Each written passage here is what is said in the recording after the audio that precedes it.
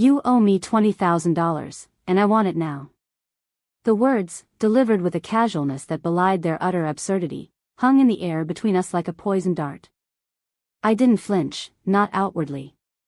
Years of practice had honed my ability to present a placid surface, even when beneath it, the tectonic plates of my life were shifting violently. My sister, Sarah, sat across from me at my kitchen table, her designer handbag perched precariously on a stack of my son's homework. The late afternoon sun slanted through the window, illuminating the dust motes dancing in the air, a stark contrast to the darkness her pronouncement had cast over my world. She was asking for money, a considerable sum, and the implication was clear. It was a debt I owed her, a debt she had apparently just decided to collect. My normal life was a delicate ecosystem I had spent years meticulously cultivating. After Sarah disappeared from her children's lives, leaving them, all three of them, with me, I had rebuilt.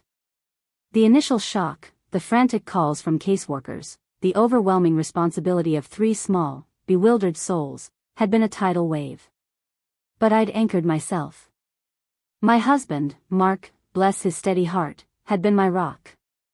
My job, once a distant hum in the background of my life, became a lifeline, funding the ceaseless needs of growing children. Weekends were a blur of soccer practices, school plays, and endless laundry. There was no time for nostalgia, no space for resentment, only the relentless present. Sarah, meanwhile, had embarked on a series of ill-advised relationships and even more ill-advised business ventures, each one leaving a trail of wreckage in its wake, but never quite reaching my doorstep. Until now. This wasn't the first time Sarah had displayed this particular brand of audacious entitlement. I remembered a few years back, when my father passed. The will was straightforward, a modest inheritance split equally between us. Sarah, however, had shown up at my door a week before the probate was finalized, her eyes already glinting with a possessive avarice I knew all too well. She'd pulled out a crumpled piece of paper, a supposed IOU from our father, dated years prior, for an amount far exceeding her share of the inheritance. She claimed he had promised her extra for all her troubles. The document was clearly fabricated, the handwriting a clumsy imitation. I'd stared at it, the cheap paper vibrating with her deceit, and a cold knot had formed in my stomach. I'd politely but firmly refused. She'd stormed out, leaving a rift that took months to mend, but even then, I hadn't pushed back hard. I'd just absorbed it. Another time, it was the house. Our childhood home. After Dad died, it fell to us to sell. Sarah had wanted to keep it, not to live in, but to rent out as an investment. The problem was, she had no money for renovations, no capital for repairs.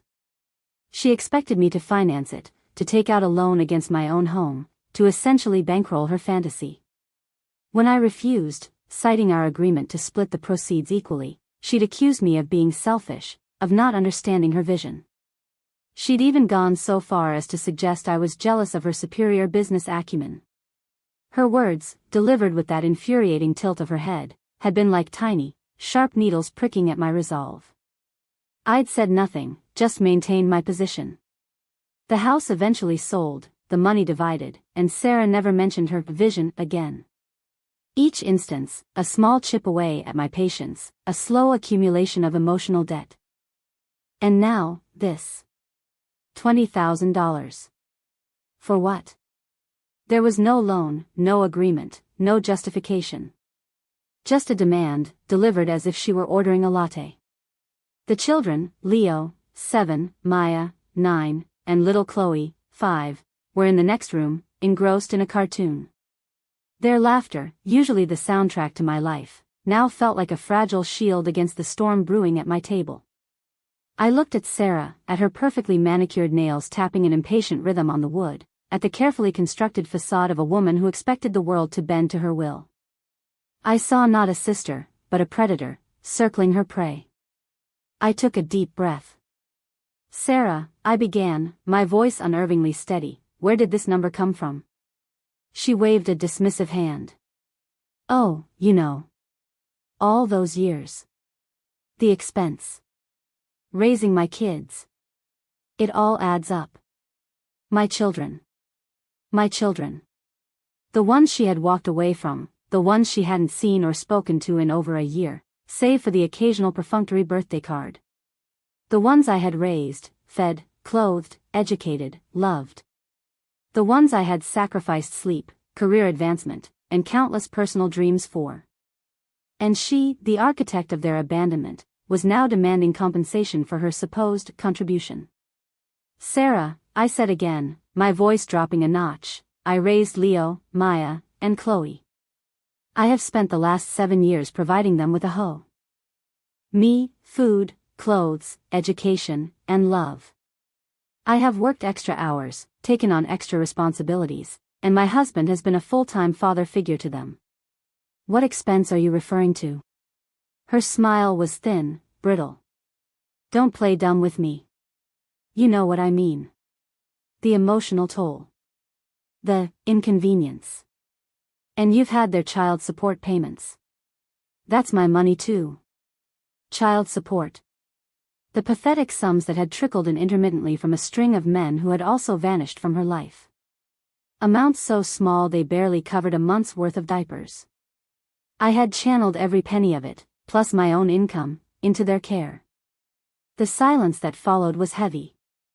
I could feel her impatience radiating off her like heat. She expected me to crumble, to plead, to offer a payment plan. She expected the familiar dance of appeasing her demands. But something had shifted in me. The constant erosion of my boundaries, the relentless tide of her entitlement, had finally reached its breaking point. The quiet endurance had been a breeding ground for something else. I see, I said, my gaze locking with hers. I didn't raise my voice. I didn't accuse. I just stated a fact. So, you believe you are owed $20,000 for the children you abandoned, for the life I have built for them, for the love I have given them, and for the financial burden you shifted onto me? Her eyes narrowed. She hadn't expected this. She expected the usual capitulation. Yes. That's exactly what I'm saying. I leaned back in my chair, a slow, almost imperceptible smile touching my lips. It wasn't a smile of happiness, but of a deep, chilling understanding.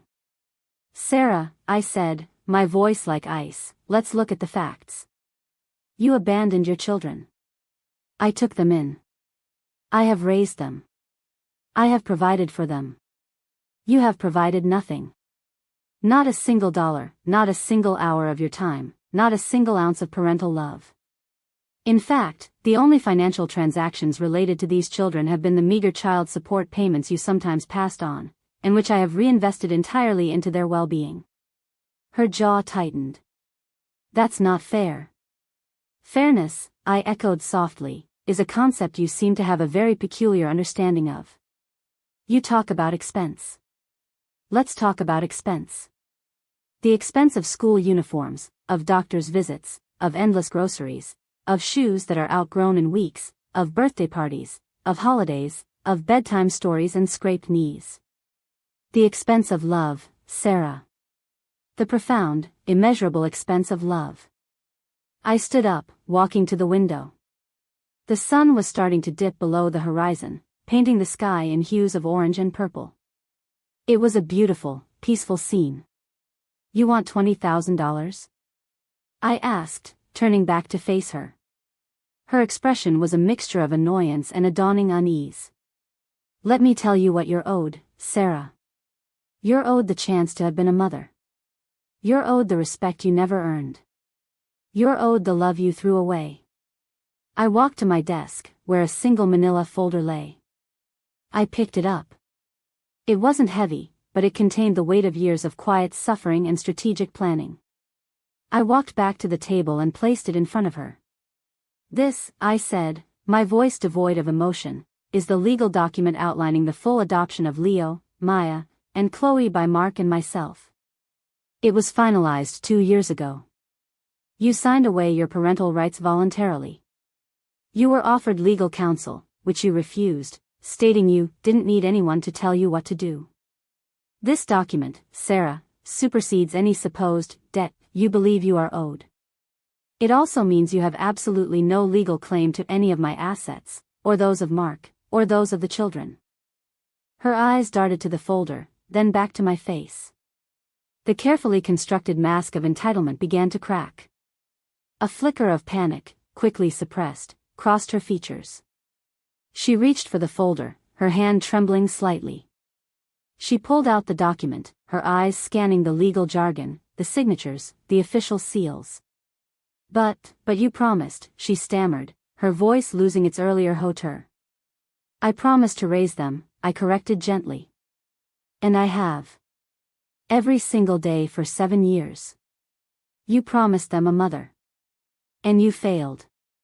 The smugness had evaporated, replaced by a look of stunned disbelief, then outrage. This is unbelievable. You're just going to cut me off? After everything? Everything you've done to me, you mean? I asked, my gaze unwavering. Or everything I've done for my children, whom you abandoned? There is no debt, Sarah. There never was. There's only the reality of your choices and the consequences of your actions. I watched her face. The color drained from it as the implications of the document sunk in. The $20,000, the imagined windfall, the entitlement, all of it was now a mirage, dissolving in the harsh light of legal finality. She looked like a child caught stealing cookies, but with far more devastating repercussions. The arrogance that had defined her for so long was replaced by a raw, unadulterated fear. She had always believed her manipulation and charm could get her anything. She had never truly accounted for the quiet strength I had cultivated in the face of her chaos. She snatched the folder and stood up abruptly, her chair scraping loudly against the floor. You'll regret this, she hissed, her voice choked with fury. I didn't respond. I simply watched her storm out of my kitchen, the front door slamming shut behind her, a punctuation mark to her self-inflicted exile. The aftermath was predictable. Within hours, my phone began to buzz incessantly. Texts from her, initially pleading, then demanding, then threatening. Followed by calls and texts from other family members, her flying monkeys, ready to swoop in and demand explanations, to chastise me for being unforgiving. My aunt, always a staunch defender of Sarah's perceived victimhood, called, her voice dripping with disappointment. How could you do this to your own sister? She's family, dear. Family sticks together. I calmly explained the situation, showing her the adoption papers. The questions, the accusations, the pleas for reconciliation, all met with the same quiet, factual responses. I didn't get angry. I didn't raise my voice. I simply presented the unvarnished truth, supported by irrefutable evidence. The whispers began, of course. Sarah, the victim, abandoned by her heartless sister. But the truth, like water, has a way of finding its level. The people who truly mattered, Mark, my children, my closest friends, already knew the truth. They had witnessed the years of my sacrifice, the unwavering love I had poured into those 3 little lives. Sarah's social media presence, once a curated feed of manufactured happiness and staged adventures, fell silent for a few days, then reappeared, a hollow echo of its former self. The demands for money ceased. Her subsequent attempts to contact the children were met with polite but firm refusals from me and Mark. Her carefully crafted image began to fray.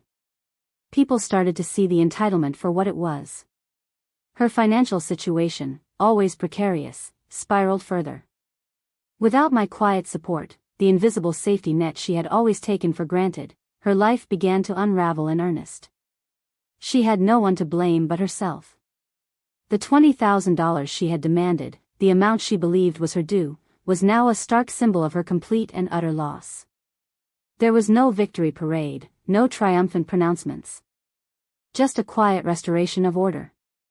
The ecosystem of my life, once disrupted, was now stable, stronger for having weathered the storm. The children continued to thrive, their laughter filling the house, a constant reminder of why I had done what I did. I looked at Mark, his hand finding mine across the dinner table, and I knew we had made the right choice. The emotional justice wasn't in Sarah's downfall, but in the quiet peace we had finally secured. The social consequence was her own doing. She had banked on my weakness, on my ingrained sense of family obligation. She had underestimated the power of a love that was willing to draw a line, to protect what mattered most, and to let the chips fall where they may. The silence that now existed between us was vast, cold, and utterly deserved.